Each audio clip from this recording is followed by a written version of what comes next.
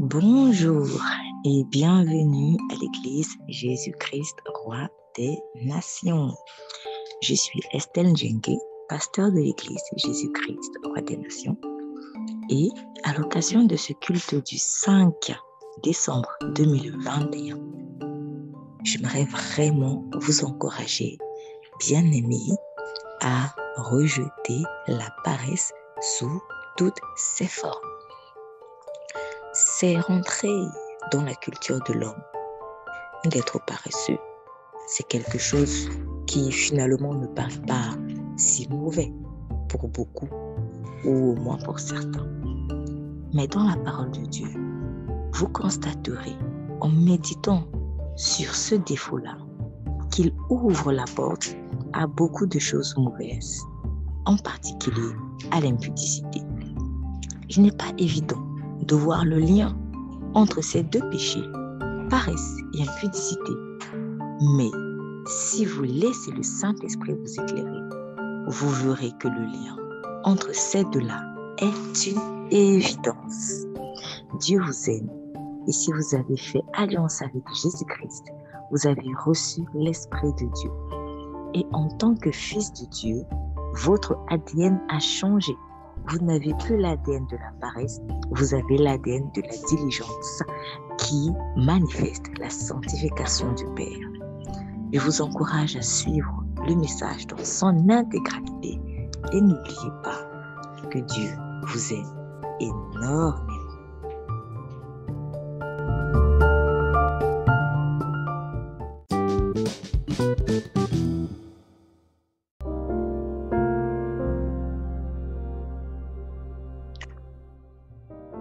Très bien.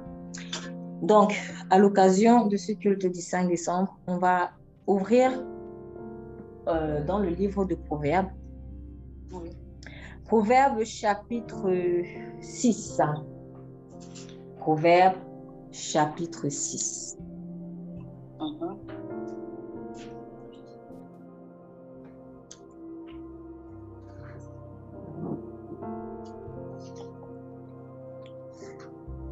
Proverbes chapitre 6.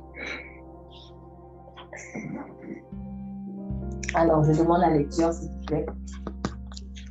Oui, tu peux y aller. Merci. Mon fils, si tu as cautionné ton prochain, si tu t'es engagé pour autrui, si tu es enlacé par les paroles de ta bouche, si tu es pris par les paroles de ta bouche, fais donc ceci, mon fils, dégage-toi, puisque tu es tombé au pouvoir de ton prochain. Va, prosterne-toi et fais des instances auprès de lui. Ne donne ni sommeil à tes yeux, ni assoupissement à tes paupières. Dégage-toi comme la gazelle de la main du chasseur, comme l'oiseau de la main de l'oiseleur. Va vers la fourmi, paresseux, considère ses voies et deviens sage. Elle n'a ni chef, ni inspecteur, ni maître. Elle prépare en été sa nourriture. Elle amasse pendant la moisson de quoi manger. Paresseux, jusqu'à quand seras-tu couché? Quand te lèveras-tu de ton sommeil? Un peu de sommeil, un peu d'assoupissement, un peu croiser les mains pour dormir. Et la pauvreté te surprendra comme un rôdeur, et la disette comme un homme en armes. L'homme pervers, l'homme unique, marche la fausseté dans la bouche. Il cligne des yeux, parle du pied, fait des signes avec les doigts. La perversité est dans son cœur. Il médite le mal en tout temps. Il excite des querelles. Point. Stop. On va reprendre maintenant. Merci. À partir du verset 20. À partir du verset 20 jusqu'à la fin. Oui, merci. Mon fils, garde le commandement de ton père et ne rejette pas l'enseignement de ta mère. Lis-les constamment sur ton cœur, attache-les à ton cou. Ils te dirigeront dans ta marche, ils te garderont dans ton lit, ils te parleront à ton réveil. En effet, le commandement est une lampe et l'enseignement une lumière, et les avertissements de l'instruction sont le chemin de la vie. Ils te préserveront de la femme mauvaise, des flatteries de l'inconnu. Ne convoite pas sa beauté dans ton cœur. Ne te laisse pas prendre par ses œillades. En effet, pour la femme prostituée, on se réduit à un morceau de pain, et la femme mariée capture une vie précieuse. Peut-on prendre du feu contre soi sans que les habits ne s'enflamment? Peut-on marcher sur des charbons ardents sans se brûler les pieds? Il en va de même pour celui qui s'approche de la femme de son prochain. Celui qui la touche ne restera pas impuni. On ne méprise pas le voleur qui vole pour s'alimenter parce qu'il a faim. Mais si l'on trouve, il fait une restitution au septuple, il donne tous les biens de sa maison. Celui qui commet un adultère avec une femme manque de bon sens. Il veut se détruire lui-même. Celui qui agit de cette manière, il ne trouvera que de blessures, de déshonneur, et sa honte ne s'effacera pas. En effet, la jalousie rend un homme furieux. Il est sans pitié le jour de la vengeance. Il n'accepte aucune rançon, il ne cède pas, même si tu multiplies les caresses. Amen. Très bien. Alors, aujourd'hui, nous allons aborder un thème qui est très facile, qui est très connu, mais en même temps qu'il est connu, il est méconnu. Et vraiment, ce que je vais dire, c'est quelque chose que j'ai appris et que je suis encore en train d'apprendre à mes dépens. Mais vraiment, je vais le partager pour que vraiment ceux qui entendent puissent gagner du temps. Parce que c'est ça l'avantage aussi, c'est que quand on a pris du temps pour peut-être faire quelque chose, apprendre quelque chose, ou en tout cas avoir un certain résultat, c'est qu'on puisse le partager aux autres afin que les autres n'aient pas à autant galérer. En fait. Et comme ça, le royaume de Dieu avance. Je viens d'une communauté ethnique très très particulière. Chacun a une histoire et chacun vient d'une culture, d'une tradition, etc. Donc, vous pouvez croire en Dieu aujourd'hui, mais vous avez quand même un passé. Donc, vous êtes né dans une famille, vous êtes né dans une communauté, etc. Et cette communauté-là, elle a ses règlements, elle a ses lois, elle a ses traditions, elle a ses joutes. Dans la mesure où, bien sûr, il n'y a pas l'autel de Christ dans cette communauté. Parce que lorsqu'il y a l'autel de Christ quelque part, dans une famille, ça va suivre les enfants. Même si après, les enfants, les générations suivantes ne croient pas en Dieu. Mais il y aura quand même une certaine bénédiction, en fait. Rien que à cause de ce que un jour, peut-être un ancêtre a fait une alliance avec Dieu. Après, ce n'est pas ça qui va vous donner le salut. Donc, ce n'est pas parce que moi, peut-être, j'ai consacré ma famille à Christ et que la 8e génération ne veut pas marcher avec Christ, ils vont aller au paradis comme ça. Non, parce que là, le salut, vraiment, il est personnel. Donc, il faut vraiment que chacun fasse l'engagement. Mais il y a des choses qui ne vont pas leur arriver, qui arriveront peut-être à d'autres, qui ne vont pas leur arriver. Il y aura des grâces particulières qu'ils auront, que cette 8e génération aura à cause de l'alliance, en fait, que peut-être quelqu'un a fait avec Dieu. On le voit à l'inverse. Si par exemple vos parents, vos grands-parents, vos arrière-parents ont fait des pactes avec le diable, vous voyez qu'en fait, ça vous poursuit, malheureusement. Donc en fait, c'est ça, c'est comme une loi. Lorsque je fais alliance avec Dieu, ça va impacter ma famille, ça va impacter mes enfants, etc., etc. C'est pour ça que l'ennemi veut toujours essayer de faire des alliances avec vous, parce qu'il sait que s'il vous gagne, vous, en fait, c'est pas que vous qui l'a gagné, mais c'est tout un nombre de personnes. En fait. Donc, lui, il calcule comme ça. Mais nous, peut-être, on va voir limité, on va voir, bon, là, c'est juste moi. Non. Ça va impacter toi, tes enfants, ton mari même peut-être, etc., etc. Tous ceux qui vont descendre de toi, jusqu'à ce que ces derniers s'affranchissent aussi de ce lien de sang et comprennent que, en fait, c'est le sang de Christ qui est plus fort. Donc, en fait, quand j'étais, il y a quelques années, je ressentais un poids sur moi qui était le poids de la paresse. Alors, je le vivais comme un poids. Pourquoi? Parce que j'étais plutôt activiste. Ce n'est pas non plus une bonne chose. Mais je ne voyais pas forcément en fait le rapport. Je me disais, mais moi, je suis quelqu'un qui aime bien beaucoup bosser, beaucoup travailler. Je ne suis pas à l'aise quand je reste sur place. Ça me dérange. Et donc, moi, en venant à Christ, j'étais convaincue que j'étais une grosse bosseuse. Et que franchement, si quelqu'un venait me dire tu es paresseuse, je rigolais. Franchement, ça me faisait rire. Parce que la paresse, ça ne faisait pas partie de mon vocabulaire. Et quand j'ai commencé à vivre certaines situations, à vouloir rentrer dans certaines saisons avec Christ, j'ai eu l'impression qu'il y avait quelque chose qui était collé à moi, qui s'attachait à moi. Et je l'appelle en fait la paresse. C'était ça, parce que c'est ce qu'il me l'a dit. Il m'a dit ça, c'est l'esprit de paresse. Et j'ai dit, mais Seigneur, l'esprit de paresse sort d'où? Moi, je n'ai jamais été paresseuse, etc. Comment se fait-il que je puisse être paresseuse? Tu me dis que je suis paresseuse. Et là, il m'a dit quelque chose que j'ai souvent l'habitude de dire. En fait, on ne mesure pas. Depuis le jour où Adam et Ève ont péché, en fait, ils ont reçu tous les péchés du monde que vous pouvez imaginer.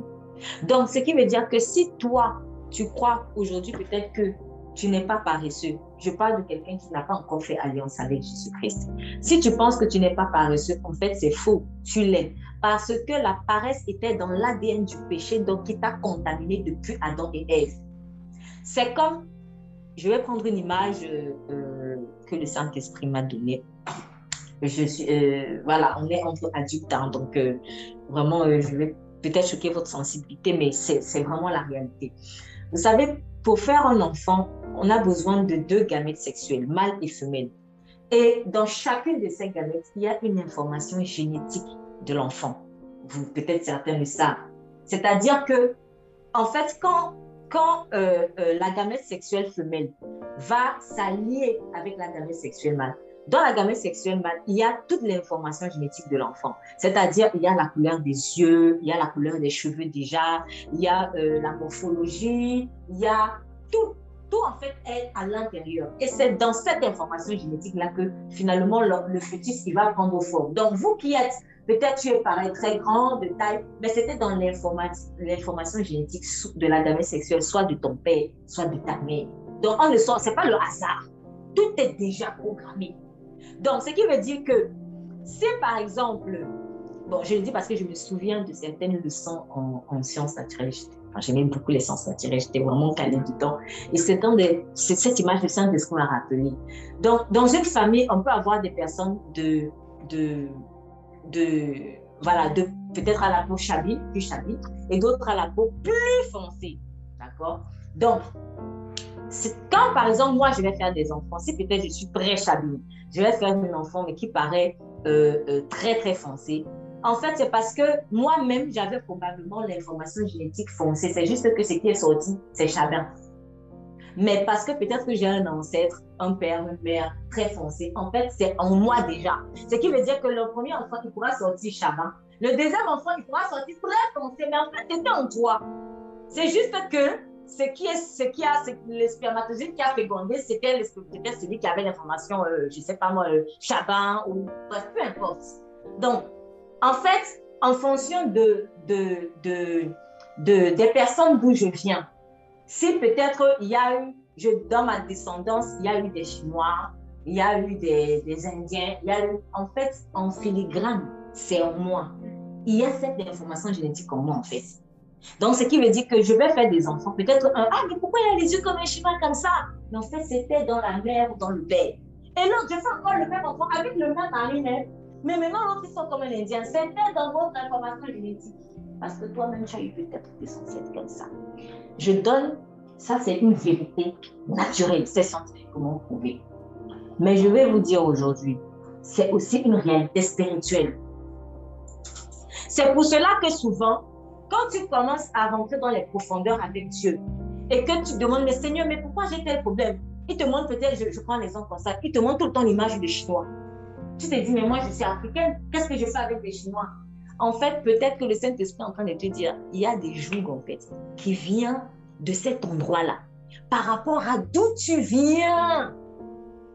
Dans mon cas, par exemple, le Saint-Esprit m'avait dit, l'esprit de Moab, c'est depuis, en fait, et il m'a dit, en fait, si je t'ai donné, par exemple, cette sensibilité avec la population arabe, c'est parce que tu descends de là. Je suis née dans un pays qui n'a peut-être en apparence rien à voir avec l'Arabie, mais en fait, j'ai un ancêtre qui vient de là. Et les jougs spirituels qu'il avait me poursuivaient. C'est pour cela que Christ a dû verser son sang, parce que je vous assure, nous étions barricadés jusqu'à la moelle épinière. C'était chaud sur nous. Il y avait alliance négative sur alliance négative, alliance négative sur alliance négative. Et donc, pour revenir à la paresse, quand j'avais commencé à prendre cela au sérieux et à prier, je lui ai dit, Seigneur, tu me dis esprit de paresse, moi je ne sais pas d'où il sort. Et le Saint-Esprit m'a dit, tu viens de quel pays de quel village. Et en fait, je commence à réfléchir dessus et je me souviens d'une chose. En fait, c'est que l'ethnie d'où je viens, je n'avais pas l'habitude de la fréquenter forcément parce que j'étais sur Thionville, mais ce n'est pas grave, les esprits n'ont pas peur d'aider. Et franchir ce territoire, en fait, tu peux même te retrouver au Canada, mais ce qui te quittait, te poursuivre en Afrique, ça va te poursuivre là-bas. Dans le monde spirituel, il n'y a pas de distance.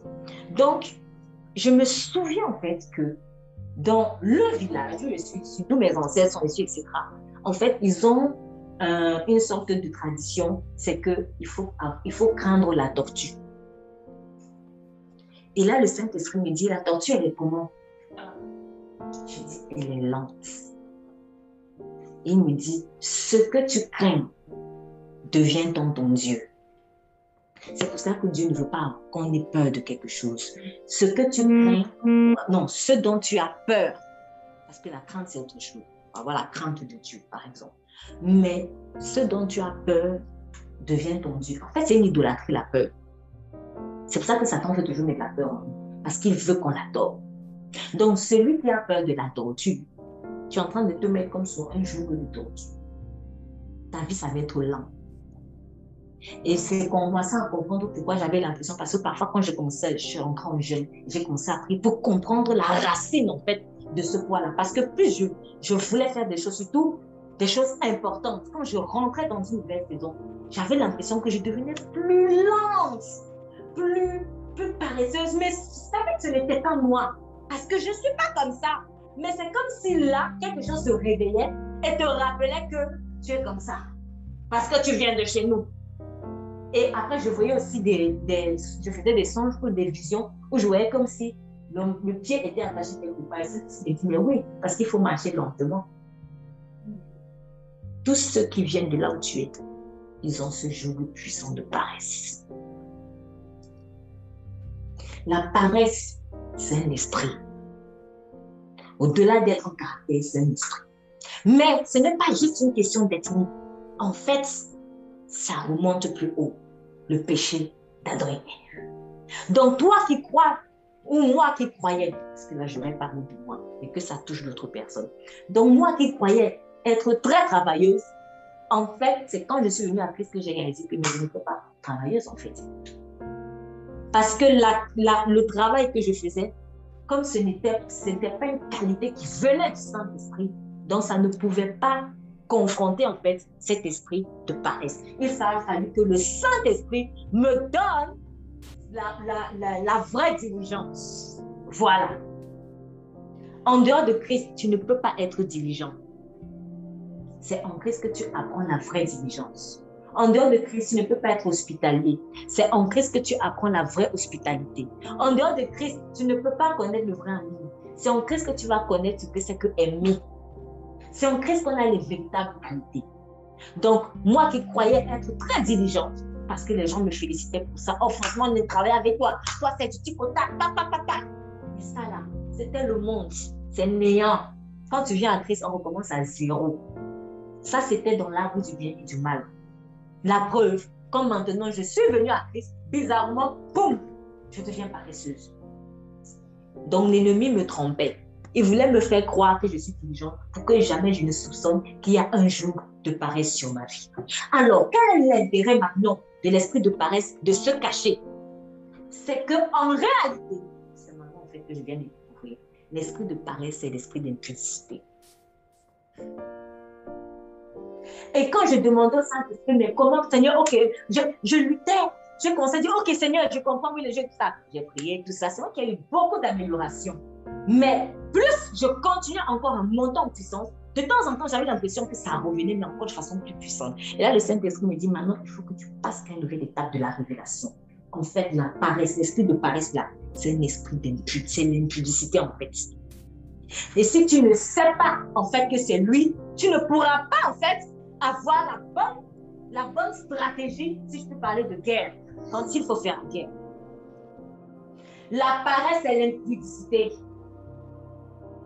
C'est-à-dire, remarquez comment, par exemple, quand la prostituée, dans le proverbe 7, elle veut séduire le monsieur, Par exemple, on est dans Proverbe 7, elle dit, voici une femme bon devant de lui, parent courtisane, pleine de ruse, elle était bruyante sans retenue ses pieds, etc. Elle le prit, elle l'embrassa. D'un visage effronté, je devrais un sacrifice de prospérité. Aujourd'hui, j'ai acquitté mes vœux. C'est pourquoi je suis sortie devant de toi pour te chercher et avec empressement et je t'ai trouvé. J'ai orné mon lit de tapis, d'étoffes de couleurs diverses. J'ai parfumé ma couche. Quand on te dit on a parfumé le lit et tout, tu te dis, ah, c'est à l'aise, je vais me détendre. Alors que tu étais en train de prendre un chemin, tu devais aller quelque part. On a dit, viens te reposer. Et j'ai même appris quelque chose. Mais je l'ai appris quand je suivais certaines petites séries humoristiques dans un certain pays. Je ne vais pas citer parce que je me dis que ça peut être dans n'importe quel pays. Mais en fait, les gens, quand un mari et une femme, ou bien même quand ce sont des gens qui sont dans le monde, dans la fornication, copains, copines et tout, j'ai remarqué qu'ils avaient une façon de qualifier l'expression faire l'amour. Ils disaient, allons se reposer. Allons se reposer. Mais ça, c'était surtout quand c'était dans une relation illicite, en fait. C'est-à-dire quand ce n'était pas dans le cas du mariage. J'ai remarqué ça. Allons se reposer. Allons on se détend et tout. C'est très profond ce que je suis en train de dire.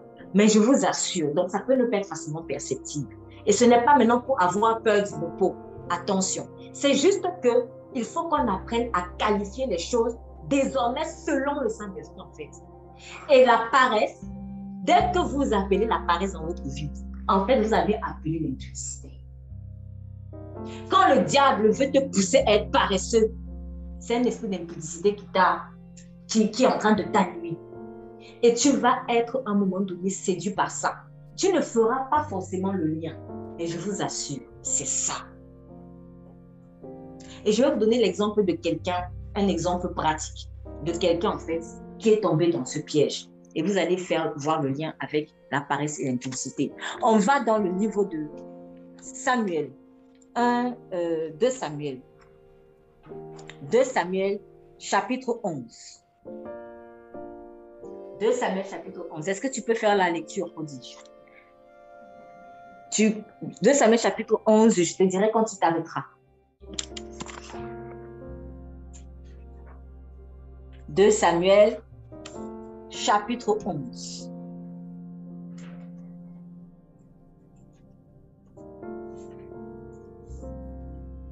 De Samuel, chapitre 11, à partir du verset 1 jusqu'au verset 5 d'abord. Bon, si je cherche encore qu'une autre personne fasse la lecture pour qu'on avance. C'est bon? Ok. 2 Samuel, chapitre 11, versets 1 à 5, pour commencer.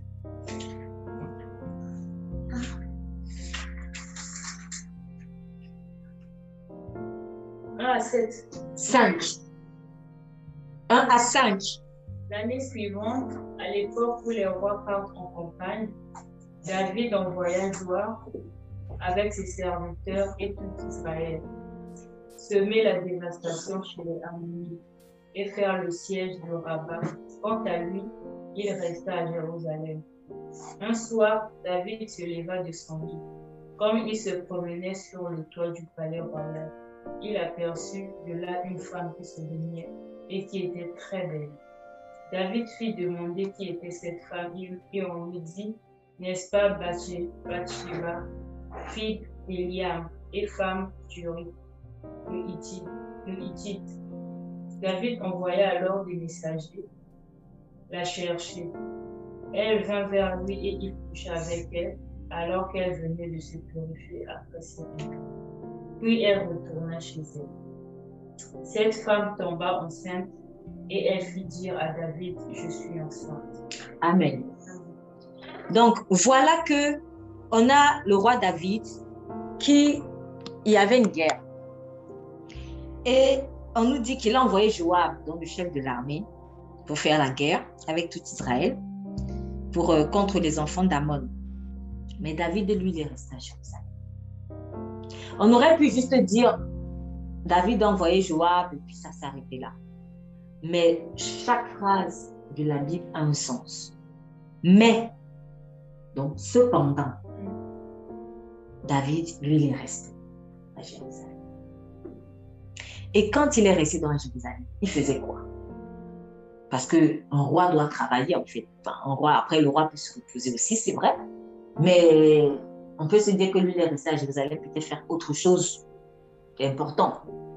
Mais dans l'histoire qu'on nous raconte, on nous dit, il arriva sur le soir qui se lève de dessus son lit.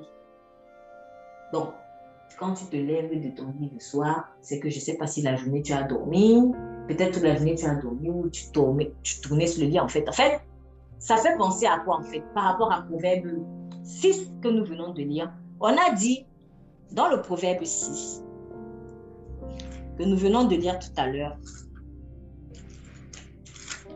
Proverbe 6, paresseux, jusqu'à quand seras-tu couché et quand te lèveras-tu de ton sommeil?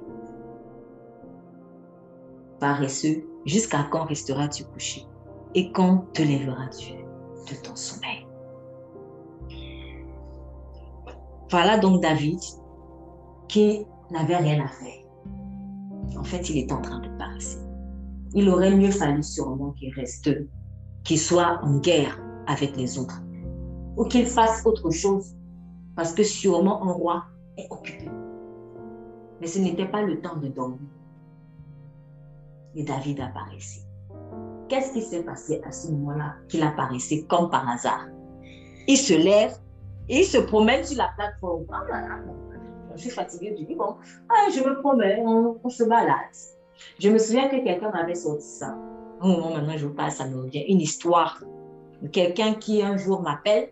Oui, je t'appelle pour prendre des nouvelles. Je dis oui. Et puis, non, je vais te proposer qu'on aille se balader. Et j'ai entendu dans ma tête, paresse. Paresse. Et je n'étais pas bien quand elle se baladait. Et comme si ça ne se faisait pas, c'est quelqu'un qui avait des vues sur moi. Mais bien sûr, ce n'était pas mon mari. La paresse rime toujours avec impudicité.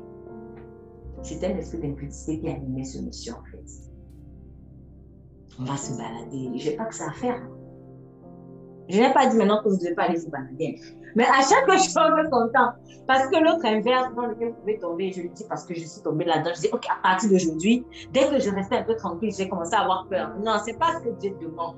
Il y a un temps pour tout. Il y a un temps pour travailler, il y a un temps pour se reposer. En fait, c'est juste ça. Savoir discerner le temps. Donc, pendant qu'elle me proposait d'aller me balader, en fait, là, c'était aller pour commettre l'impudicité. Commettre l'impudicité, ce n'est pas juste avoir des rapports sexuels avec quelqu'un. Qu'est-ce que tu fais là pour flirter avec quelqu'un qui n'est pas censé être ton mari? Vous faites quoi ensemble, aller vous balader comme si j'ai rien d'autre à faire. Donc, voilà que lui, il a commencé à se balader. Quand quelqu'un, déjà, il dormait, il était là sur le lit, on ne sait pas ce qu'il faisait, il se lève sur le soir, et puis il va se promener encore. Il se promène. Et pendant qu'il se promène, comme par hasard, voilà qu'il voit une famille. Il fallait qu'il voie la famille là à ce moment-là seulement. Tout était préparé dans le camp des ténèbres. Tout. La paresse a ouvert la porte en fait à l'impudicité. Ou en tout cas la paresse l'a exposé. C'est ça le mot peut-être le plus correct que je peux donner. La paresse t'expose à l'impudicité. Entre autres choses, hein, probablement. Mais en tout cas, moi personnellement, j'ai remarqué que l'esprit d'impudicité rôde toujours quand il y a la paresse quelque part. La paresse t'expose à l'impudicité. Donc voilà qu'il flânait. Et au moment où il flâne, il voit une femme. Et c'était en plus une telle attaque forte parce qu'elle-même venait de se purifier en fait de ses menstruations comme c'était dans la loi à l'époque, la loi que Dieu avait donnée. Donc quand une femme a ses menstruations, en fait, il faut qu'elle fasse ses purifications. Donc elle venait de se purifier. C'était comme pour venir souiller encore la purification qu'elle-même a fait. En fait, le diable voulait deux rois, et David et Bathsheba. Donc, j'attaque la femme alors qu'elle vient de terminer cette purification. Comme ça, je la souille. Et David lui-même, je le souille aussi. Et en souillant David, je souille tout le peuple. Juste avec la paresse. Donc, c'est pour ça que ce truc-là, il ne faut pas négliger ça. Il ne faut pas négliger. Et donc, il voit Bathsheba, il couche avec Bathsheba, et voilà qu'elle tombe enceinte. Donc, tout pour te coincer. Elle tombe enceinte, et après, l'adultère a entraîné le meurtre parce qu'il a voulu tuer Uri. Mais remarquez ce qu'il a fait avant de tuer Uri, pour vous montrer vraiment à quel point c'est pas juste une histoire de David. En fait, vous voyez derrière qu'il y a comme quelque chose qui utilise les mêmes tactiques. Quand il termine quand Bathsheba vient lui dire, elle est enceinte, on vous dit, alors David dit à Joab, envoie-moi Uri, son mari, envoie-moi Uri le Hittite. Joab envoya donc Uri vers David. Et Uri vint à lui. Et David l'interrogea sur l'état de Joab et du peuple et sur l'état de guerre. Donc, je fais un peu hypocrite. Ah, ça va bien, alors ça se passe comment et tout. Il avait son plan derrière. Et David dit à Uri, descends dans ta maison et lave-toi les pieds. Uri sortit donc de la maison du roi. Et il fut suivi d'un présent royal. Il donne même un cadeau souillé. Juste pour lui fermer les yeux. Mais Uri dormit à la porte de la maison du roi, avec tous les serviteurs de son seigneur. Et ne descendit point dans sa maison. Donc, il n'est pas entré là-bas vers sa femme. Il est resté à la porte. Le gars voulait toujours travailler, permettez l'expression. Parce qu'en fait, rester à la porte, c'est veiller. C'est veiller. Il s'est dit, non, je suis un soldat. Normalement, je suis censé être en guerre, mais le roi m'appelle ici. Bon, ok, il m'appelle ici, je vais faire quoi? Bon, je vais quand même faire quelque chose. Je vais veiller donc à la porte. Comme un soldat, comme un sentinelle que je suis en réalité. Et du coup, quand on le rapporta à David, et on dit, Uri n'est pas descendu dans sa maison. Et David dit à Uri, ne viens-tu pas de voyage? Pourquoi n'es-tu pas descendu dans ta maison? Et Uri répondit, l'Arche et Israël et Juda logent sous des tentes. Donc, Israël dort sous des tentes. L'Arche de l'Alliance dort sous des tentes. Mon seigneur Joab même, mon chef, et les serviteurs de mon seigneur campent au camp. Donc, ils dorment dehors parce qu'ils doivent faire la guerre.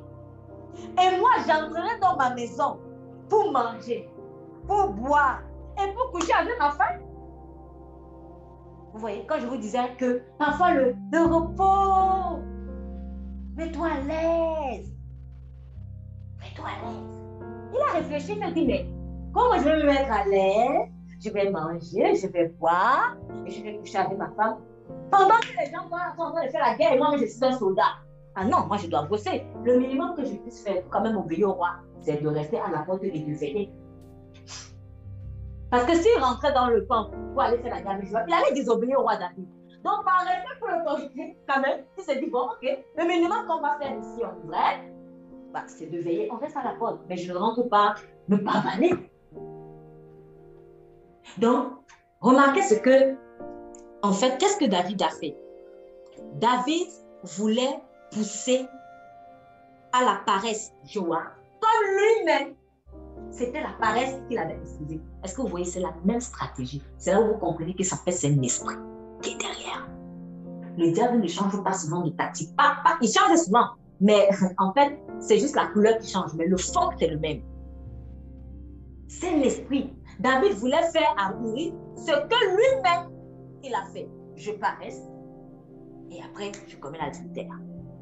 Uri, donc je ne suis pas à ma place. Donc, je ne suis pas à ma place parce qu'il devait être en train de combattre. Deuxièmement, donc, je paresse puisque je ne suis pas à ma place et c'est les conséquences. En fait, quand tu n'es pas à ta place, automatiquement, c'est la paresse qui va venir, je vous assure. C'est pour ça que vous m'entendez toujours insister sur soyez à vos places parce que j'ai vu des choses et j'ai compris que quand tu n'es pas à ta place, tu vas paresser.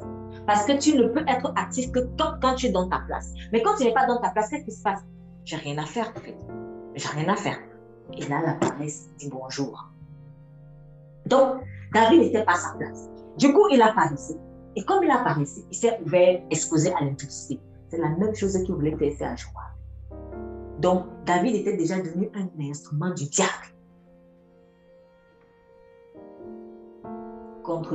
Pas Joab, Uri. C'est la même chose qu'il voulait faire avec Uri. Non, va te reposer. Uri s'est dit, mais c'est même pas ma place. Et je vais me reposer comment? C'est pas normal. Je ne peux pas paresser au moment où les gens doivent, je dois être en train de combat. Ah non. Et qu'a répondu David à cela? Qu'a répondu David à cela? Et il continue, je dis d'abord, il continue. Tu es vivant et mon âme et ton âme vit. Que je ne saurais faire une telle chose. Il a dit à ça jamais. Moi, Uri, je ne ferai pas ça. David dit à Uri, demeure encore ici aujourd'hui et demain je te renverrai. Vous voyez, David n'a pas riposté. Hein. Pourquoi? Parce que David savait que c'est la vérité. C'est la vérité. Il ne pouvait pas obliger son soldat à être un paresseux. Et Uri resta donc à Jérusalem ce jour-là et le lendemain. Puis David l'appela et il mangea et but devant lui. Et David le livra. Encore un autre aspect de la paresse. On s'empivre, on boit, on devient ivre. On ne fait rien de bon en fait. Tout ça pour qu'il aille coucher avec sa femme et faire croire que l'enfant que sa femme a là, c'est son enfant. Et puis ça, c'est l'impudicité. Donc, même parfois dans le couple, parfois même des rapports sexuels, même dans un couple marié, là, discernez bien ce qui vous anime à ce moment-là quand vous allez faire. Parce que personnellement, j'ai vu comment le diable incitait des rapports sexuels, même dans un couple marié. Parce qu'à ce moment-là, il y a quelque chose de particulier qui le fait. Je ne veux pas faire peur. Je ne dis pas que c'est normal d'avoir des rapports sexuels avec sa femme. Mais je vous assure, soyez toujours dans un esprit de sanctification quand même. Même quand vous avez des rapports sexuels avec votre mari et votre femme. L'état d'esprit dans lequel tu es en train d'avoir des rapports sexuels avec ta femme, ça peut déclencher quelque chose. Un jour, j'ai parlé par exemple des enfants. Je vais prendre un exemple très simple. Oui, j'ai vu que ma voisine a des jumeaux. Et moi aussi, je veux des jumeaux. Hein. Et puis, tu commences à aller, tu dis, oui, chérie, il faut qu'on ait fait l'amour, il faut absolument qu'on ait fait l'amour. Mais c'est dans quel état d'esprit que tu vas aller avoir des rapports sexuels avec ton mari? En fait, tu l'as, mais dans l'esprit de compétition. Est-ce que c'est sans ça? Parce que normalement, les rapports sexuels, c'est un symbole de l'adoration pour Dieu. C'est pour ça que Dieu aime l'unicité. C'est toute chose qu'on fait dans le naturel, en fait, n'est que le reflet de quelque chose dans le spirituel. Donc, le rapport sexuel, c'est le symbole de l'adoration. C'est pour cela que c'est ça que le diable utilise beaucoup en ce monde, en fait, pour faire chuter les gens. Pourquoi? Qu'est-ce que le diable veut à la fin? Qu'on l'adore, lui. C'est ça, en fait. Le rapport sexuel, c'est le symbole de l'adoration. C'est pour cela que ça ne se fait que dans le cadre du mariage. Le cadre de l'engagement. Tu ne peux pas adorer Dieu si tu n'es pas engagé avec lui. Donc, tu ne peux pas avoir des rapports sexuels avec quelqu'un si tu n'es pas engagé maritalement avec cette personne. C'est très fort le rapport sexuel. Donc, quand David, il enivre, il empivre Uri et que ça ne marche toujours pas parce que Uri veut aussi rester loyal et fidèle.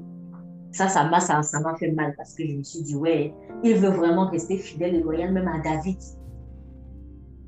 Donc, mais David n'était plus c'était plus David. Il était déjà aveuglé en fait par le mal à la porte et dont il a ouvert la porte. Et du coup, qu'est-ce que David a fait? Le lendemain, David écrit les bajois, il l'envoya par les mains d'Uri, il a demandé continue. Et Dieu est donc venu et a châtié. La paresse, c'est quelque chose de très dangereux. La paresse, c'est vraiment la mort. Parce que dans la paresse, quelle est même l'attitude physique qu'on a en général? On est comme ça, on ne bouge pas trop, on est là, on est pas là, on ne bouge pas. Mais la mort, c'est ça. Comment on est quand on est mort? Inanimé. On ne bouge pas non plus. C'est comme ça, vous comprenez. Donc, en fait, la paresse, c'est la fille de la mort. Et comme un jour aussi, le Saint-Esprit m'a dit, et la paresse elle-même, c'est la fille de la méchanceté. Parce que le mystère qui se cache aussi derrière la paresse, c'est quoi? C'est que, comme toi, tu ne fais rien et qu'il faut quand même manger, qu'est-ce que tu vas se passer? Tu ne peux pas travailler. Donc, tu vas faire que d'autres travaillent pour toi. C'est pour cela que les paresseux sont des esclavagistes. Moi, je les appelle comme ça. Quand tu tombes dans la paresse, tu vas devenir un esclavagiste. Donc, tu vas voir les gens comme des esclaves pour toi. Tu ne vas pas les appeler esclaves, mais dans ta tête, il faut qu'ils bossent pour moi. Et ça me fait un peu penser à cette fable. Vous connaissez cette fable, il me semble, je ne sais pas si c'est Fable de La Fontaine, mais ce petit conte qui nous raconte l'histoire de la fourmi et la cigale. Que faisiez-vous pendant qu'il fallait semer? Ben, je chantais. Ben non. Donc, elle chantait. Chanter peut-être, ça peut être comme un travail, mais ce n'était pas ce qu'elle devait faire à ce moment-là. Donc, une autre définition de la paresse, c'est faire une chose, mais pas au bon moment. Donc, moi qui vous parlais d'activisme, ça, c'est ce que m'a dit, tu es activiste, mais tu ne fais pas exactement ce que je te demande. C'est de la paresse. Donc, pour Dieu, ce n'est pas faire pour faire. C'est faire exactement ce qu'il t'a demandé. Seigneur, je te sers beaucoup. Seigneur, je viens tout le temps à l'église. Je viens tout le temps à la prière. Je nettoie même peut-être le bâtiment de l'église tout le temps. Je fais ça. Mais est-ce que tu prends du temps personnellement pour moi, mon enfant? Si peut-être Dieu te demande ça. Est-ce que tu lis profondément ma parole? Est-ce que tu étudies profondément ma parole? Je n'ai peut-être pas demandé d'aller aider 1 milliard de personnes peut-être. Mais là, en ce moment, je veux que tu prennes du temps avec moi. Ah, je vais évangéliser, je vais sortir. Oui, mais ce n'est peut-être pas le moment d'évangéliser. En fait. Ce n'est pas le moment peut-être d'aller voir 1 milliard de pauvres. Je ne dis pas qu'il ne faut pas aller voir les pauvres. On a fait une maraude hier.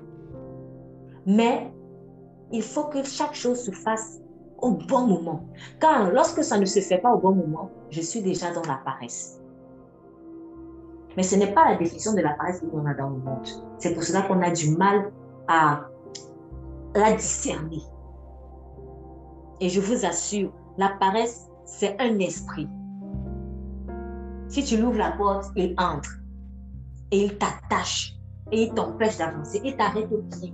Comme je vous voyais tout le temps avec au début, là, avec des trucs au pied. Saint-Esprit m'a dit, ben oui, la tortue. Mais j'ai dit, mais Seigneur, moi, j'ai jamais adoré la tortue. Moi, j'ai jamais. Il m'a dit, ben, tu as quand même ouvert des portes aussi. Quand tu adores, celui qui adore la tortue, c'est comme si tu adores la tortue. Or, moi, j'étais idolâtre, en fait, de ma famille. Et si la famille, elle est idolâtre de la tortue, tu deviens idolâtre de la tortue. Ça se contamine comme ça. L'ennemi pour te piéger. S'il ne peut pas, par exemple, te faire tomber dans la fornication, il va te faire adorer ton ami qui, lui, aime bien la fornication. Donc, comme toi, tu n'as pas le courage aussi de dire à ton ami qu'il faut arrêter, c'est comme si l'esprit de fornication qui est sur ton ami, ça vient sur toi et ça agit. J'appelle ça le péché par ricochet. C'est comme un péché indirect, mais ça reste un péché et ça va entraîner des conséquences sur ta vie. Et donc, dans le dernier point, j'aimerais vraiment nous encourager, parce que c'est aussi quelque chose qui m'a dit en plus ce matin. Quand j'ai commencé à réaliser ça, j'ai commencé donc à refuser ça aussi. Et j'ai déclaré la nouvelle création. Comment faire? Quand tu es en Christ, tu es une nouvelle création. La nouvelle création n'est pas paresseuse. Je déclare que j'ai la nature de la diligence. Parce que c'est ma vraie nature. Certes, avant, tu étais comme ça. Mais maintenant, ta nature a changé. Christ a effacé. Donc, en réalité, tu es diligente. Quand tu es en Christ, et il faut que tu prennes conscience de ça. Tu n'es pas paresseux. En Christ, tu es diligent. Tu n'es pas fou. En Christ, tu es sage. Tu n'es pas stupide. En Christ, tu es intelligent. Parce que de la même manière qu'avant, tu avais l'ADN du péché. Dans l'information génétique du péché là. Maintenant qu'il a tout effacé, tu as une nouvelle information génétique. Elle a juste besoin de devenir peut-être fœtus, après devenir enfant et devenir adulte. Bref, Christ a juste besoin de grandir en toi. Mais tu as déjà toutes les informations génétiques de Dieu. Ce qui signifie que toutes les caractéristiques de Dieu sont en toi du moment où tu as reçu le Saint-Esprit. Tout est en toi. Et c'est dans cette prise de conscience-là que viendra également la stabilité. Parce que souvent, on prie pour obtenir ça. Seigneur, s'il te plaît, donne-moi la diligence. Bon, c'est une prière correcte et pas correcte à la fois. Ça dépend. Ça dépend de ton niveau aussi de révélation. Ça peut être une prière correcte, le Seigneur va te faire grâce, tu vas devenir vraiment diligent. Mais pour passer à une nouvelle étape, il faut que tu dises au Saint-Esprit, merci de m'avoir déjà donné la diligence. Parce que tu es en moi. L'esprit qui est en moi est un esprit diligent. Lui-même, il a dit, ce n'est pas un esprit de timidité que je vous ai donné, c'est un esprit de force et de puissance. C'est pour ça qu'il dit, je puis tout par celui qui me fortifie. Donc, Saint-Esprit, merci parce que je suis diligente. Maintenant, je veux que ça pousse. Et donc, pour que ça pousse, le Saint-Esprit va donc briser la chair. En fait, il brise la chair pourquoi? C'est juste pour que la graine de la diligence qui est en toi puisse sortir, éclore derrière toi. Donc, change maintenant la prière. Déclare et prie pour que ce qui est en toi puisse éclore simplement. Mais ce n'est pas que tu n'as rien et c'est à l'extérieur que tu vas aller chercher. Tu vas souffrir comme ça. Tu vas prier longtemps pour avoir des choses. Non, tu as déjà. Il faut juste réaliser que tu as déjà. L'erreur que nous faisons, c'est que nous, on croit que ce qu'on a, c'est ce qu'on avait du monde. Ah non, dans le monde, je faisais déjà ça. Hein? Donc, sûrement, ça continue comme ça. Non, ce qui était dans le monde, là, c'est resté dans l'eau du baptême. C'est mort. Tu as une nouvelle identité. Tu as un nouveau cause. Tu n'es plus n'importe qui. Tu as l'ADN du roi, le roi. Tu es dirigeant. Tu es diligent. Donc, il faut que tu prennes conscience de cela et que tu laisses cette diligence-là te gagner. Tu la laisses prendre le pas sur ton corps. Parfois, le corps, il va te donner des signaux. Donc, je voulais aussi venir là. Et ce qu'il m'a aussi dit ce matin, le corps va parfois te donner des signaux. Moi, ce matin, le signal que j'avais, c'était une fatigue extrême. Parce qu'on a eu une très, très longue journée hier. On est rentré tard quand même.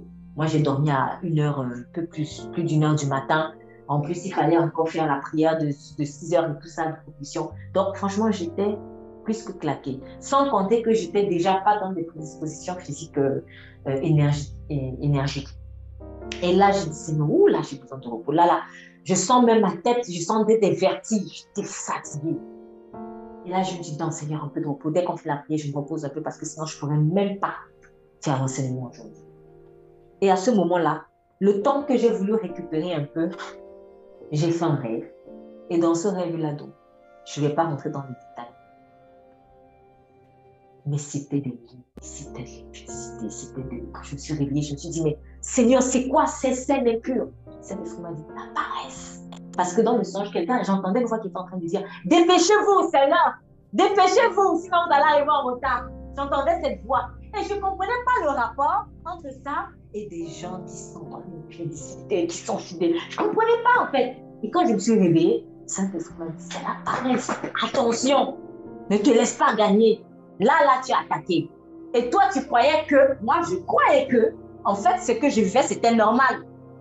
Parce que j'ai commencé à même avoir un peu mal au fond, je n'étais pas bien. Je me suis dit, oh non, en fait, c'est le corps qui est en train de dire, là, stop, repose-toi, tu m'as beaucoup sollicité. Non, je vous assure, quand vous avez quelque chose à faire, même si c'est un rampant, même si la douleur arrive comment, si tu dois aller après ton droit, même si c'est un rampant, vas-y, parce que la paresse va souvent passer par des attaques dans le corps, pour un mal de tête, pour un mal de ventre. C'est la paresse. Parce qu'elle veut que tu restes cloué sur le lit. Et si toi, tu veux te faire violence en te disant non, elle va dire, il résiste, bon, envoyons une maladie, une douleur là, boum, on envoie la douleur et tu restes, oh, tu ne peux plus venir. C'est ce qu'on a voulu me faire ce matin. Donc, la paresse ne va pas toujours agir dans je ne fais rien. Elle va souvent t'envoyer des douleurs. À toi de discerner en fait, qu'est-ce qui est derrière. Et l'image de cette impudique avec les lits que je voyais. Saint-Esprit m'a dit, c'est un esprit d'impudicité qui est en train de t'attaquer là. Sauf que là, il passe en mode de paresse. Attention.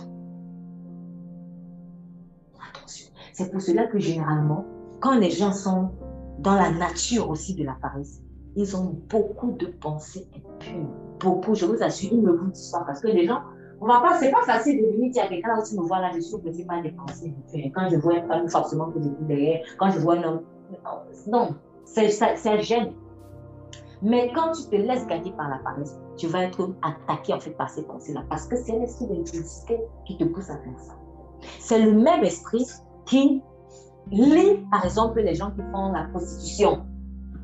C'est-à-dire, ils vivent des situations où ils se disent, on n'a pas le choix. On n'a pas le travail. Par exemple, une femme, elle va dire, elle n'a pas le travail. Ah bon, quand je n'ai pas le travail, je vais faire comment? Je n'ai plus rien à faire. Je n'ai plus rien à faire. Je n'ai que mon corps. C'est ça. Je n'ai que mon corps. Et ce sont des choses que j'entendais aussi, je me souviens, même quand j'allais souvent au village et tout ça. Non, pas forcément au village, mais quand on était à l'école primaire, je me souviens, on nous enseignait pourquoi est-ce que il y avait beaucoup d'enfants. La fécondité était très forte en fait dans les cultures un peu plus rurales, un peu plus villageoises, en tout cas dans mon pays. Pourquoi dans les cultures urbaines, il y a moins d'enfants. En fait, dans les études sociologiques qui avaient été faites dans ce pays-là, c'est ceci, c'est que il n'y a pas beaucoup d'activités au village. En tout cas, à ce moment-là. Je ne dis pas que c'est comme ça toujours aujourd'hui, mais il n'y a pas beaucoup d'activités au village. Donc, les gens se lèvent tôt pour aller travailler. Et puis le soir, quand il n'y a pas d'électricité même, tout ça, il n'y a plus grand-chose à faire. Donc, dès 19h, 18h, 19h, 20h, là, la ville est déjà, le village est déjà mort. Il n'y a rien d'autre à faire en fait. Donc, les gens, ils font rien. Et comme ils font rien, ah d'accord, je vais coucher avec ma femme. Et ils ne font que faire ça. Et puis, les enfants se multiplient. Après, ils ne peuvent même plus eux-mêmes gérer les enfants. Parce qu'il y en a tellement. Attention, je ne dis pas que vous ne devez pas faire des enfants si vous êtes mariés. Non. Mais, en fait, c'est que l'oisiveté a finalement ouvert aussi la porte à faire des enfants dans le désordre finalement. Hier, on a visité des personnes qui vivent dehors, à l'extérieur et tout ça. Et on a constaté, depuis qu'on fréquente, en tout cas certaines de ces catégories de personnes, qu'ils sont dans une culture où la femme n'a pas le droit de travailler. Bon, comme elle n'a pas le droit de travailler, vous êtes étonné qu'elle a 7 enfants, 8 enfants, etc. et qu'elle n'arrive même pas à gérer. Donc, elle n'est que là pour enfanter, en fait. C'est une pompe à enfants, permettez l'expression. Ça ne vient pas de Dieu. Mais c'est fait exprès, qu'elle ne travaille pas. Pourquoi? Parce qu'il faut qu'elle pompe des enfants. Ça, c'est le bouddhisme. Donc, la paresse va faire que tu n'aies rien à faire, en fait, pour que tu sois à son service, au service de l'impudicité. Car si tu es trop occupé, comment tu vas être au service de l'impudicité? C'est de l'esclavage. L'esclavage sexuel. L'esclavage sexuel, ce n'est pas juste quelqu'un qui vient tout forcer, qui va coucher. Je vous assure, l'esclavage sexuel, c'est plus profond que ça. Tu peux être esclave sexuel même sans savoir. Ne laisse pas l'oisiveté te happer. Tu t'exposeras à l'impudicité. Et aussi, sois à ta place.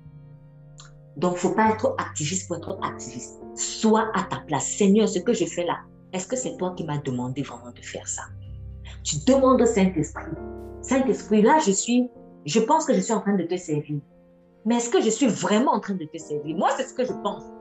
Ou c'est ce que telle autre personne pense. Mais toi, tu penses quoi? Parle-moi aussi directement. Car si je ne suis pas à ma place, je vais m'ouvrir à l'impudicité.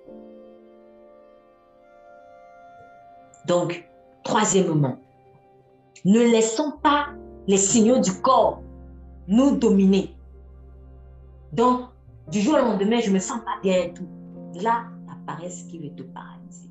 Fais-toi violence. Peut-être c'est quand même tu vas faire l'effort de partir que tu vas voir que la douleur a disparu. Ça m'est arrivé 1 milliard de fois. Donc, la paresse aussi va envoyer souvent des maladies. Juste pour t'empêcher d'avancer. Quatrièmement, sache que quand tu as fait alliance avec Jésus, tu n'as plus l'ADN de la paresse. Tu as l'ADN de la diligence. Prends-en conscience et déclare cela sur ta vie. Parle à ton âme. Mon âme, on n'est plus dans la paresse. On est maintenant dans la diligence. Dans mon âme, j'ai le droit d'être à la place que Dieu m'a donnée. Mon âme, on ne va plus vivre dans le désordre. On va être à notre place. Tu as l'ADN de l'exigence, mais il faut que tu fasses alliance avec Christ d'abord pour cela. Cinquièmement, j'ai envie de lui dire, Dieu pardonne.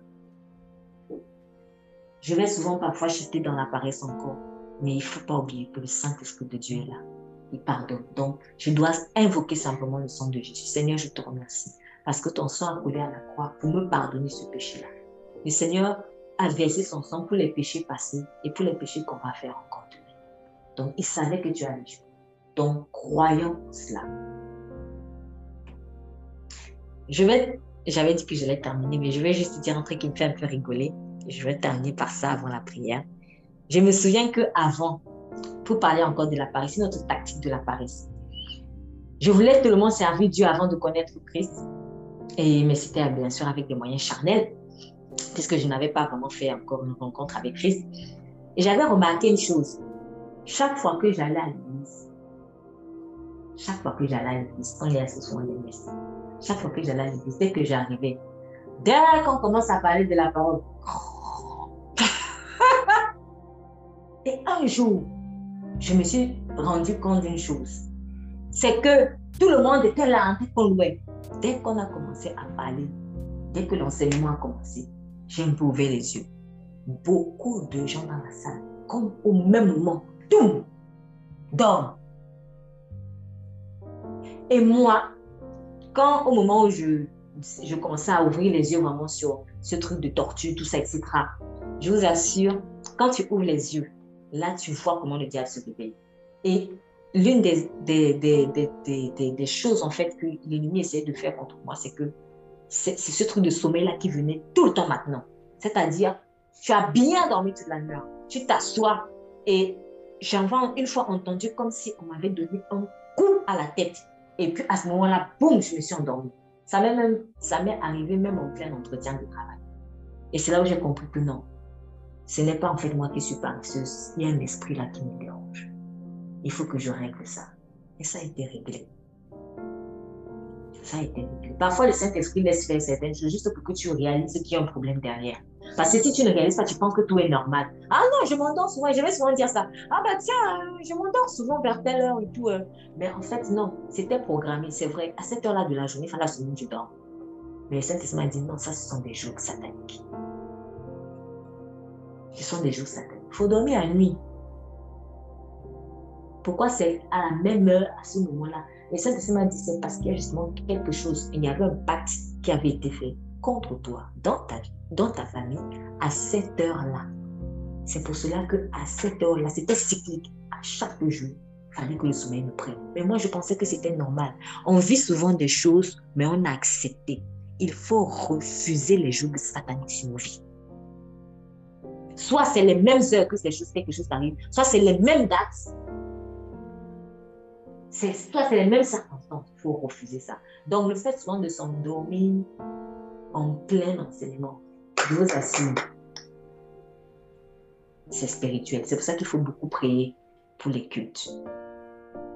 Parce que le sommeil, il vient et il envoie l'esprit de l'obésité, il vient, il envoie des choses sur les gens s'endorment. Ça, c'est ce que j'ai vu dans les témoignages de l'ancien sorcier, comment ils attaquaient les églises. Il entre. Et puis, je ne sais pas où il envoyait, comme une poudre, il fumait, et il disait, et les gens s'endormaient et ils n'entendaient pas la parole. Et du coup, ils ressortaient vides. Donc, faisons attention. Seigneur, je te remercie pour ta parole et je prie vraiment pour que tu nous aides à avoir le discernement par rapport à la paresse. Saint-Esprit, donne-nous conscience, la révélation profonde de ce que nous n'avons plus l'ADN de la paresse. Nous avons l'ADN de la diligence. Que rester oisif sans rien faire, tout ça, ce n'est pas bon. Et même si quelqu'un peut être dans une situation où il est en chômage, où il est en retraite, ou je ne sais pas, peu importe la situation qui peut justifier à ses yeux le fait de ne rien faire, montre-lui que Seigneur, tu as toujours quelque chose à faire avec cette personne. Je prie également, Seigneur, pour l'autre extrême qui est la peur du repos. Non, puisque Christ a dit, je suis le repos. Mais je te prie que tu viennes dans nos cœurs redéfinir toi-même le repos. Saint-Esprit, le repos de l'âme. On peut travailler dans le repos, c'est-à-dire paix de l'âme. Merci de ce que tu nous montres, Seigneur, comment faire les choses à leur moment. Quand il faut se reposer, que je me repose, que je ne travaille pas. Et quand il faut travailler aussi, que je travaille, que je ne me repose pas. Je viens prendre autorité maintenant sur chacune des brebis, Seigneur, de ta bergerie. Père, sur ma propre vie, je prends autorité sur tout esprit d'impudicité qui envoie des flèches de paresse. Et je déclare, Seigneur, que nous rentrerons, nous entrons dans cette nouvelle saison, Seigneur, la saison de gloire. Nous entrons dans cette nouvelle saison et rien ne nous empêchera de rentrer dans cette nouvelle saison, car assurément, ta parole s'accomplit toujours. Qu'il en soit ainsi. Au nom de Jésus-Christ, nous avons prié. Amen.